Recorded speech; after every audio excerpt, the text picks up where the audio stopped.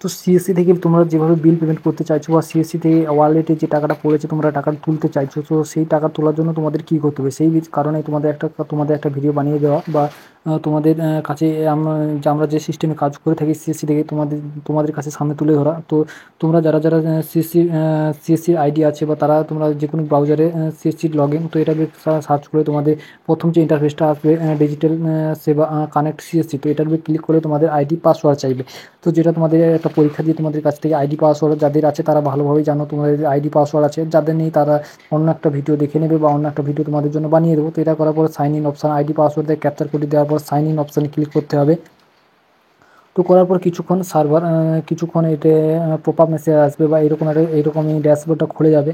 তো এটা খোলার পরে তোমাদের নেক্সট পেজ একটা দিয়ে থাকবে, যেটার জন্য তোমাদের নেক্সট যে পেজটি বা তোমাদের নেক্সট সিস্টেম যেটা দিয়ে দেবে, তো সেটা একটু সার্ভার স্লো। তো এখানে দেখতে পাচ্ছ আমাদের কাছে নেক্সট পেজটা দিয়ে দিয়েছে বা নেক্সট ড্যাশবোর্ড দিয়ে দিয়েছে, এখান থেকে সমস্ত কাজ হয়ে থাকে।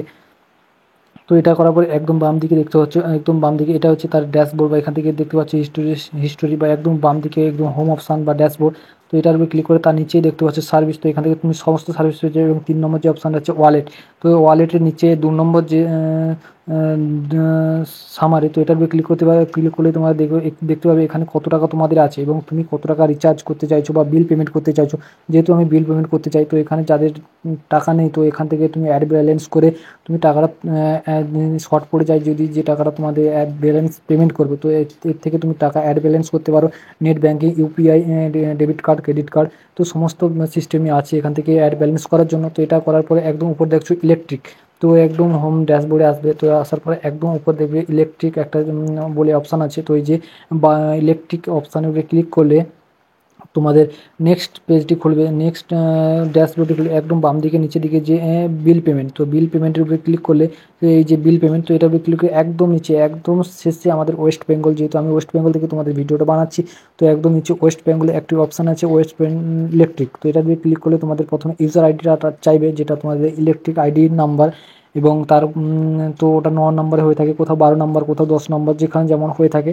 তো ওটা দেওয়ার পরে তোমাদের নেক্সট তো চলো আমি দিয়ে দিচ্ছি আমাদের যেহেতু 9টা নাম্বার, তো ওটা দেওয়ার পর তোমাদের মোবাইল নাম্বার চাইবে এবং 10টা মোবাইল নাম্বার এবং কাস্টমারের 10টা মোবাইল এবং একই নাম্বার সেকেন্ড বার তোমাদের চাইবে।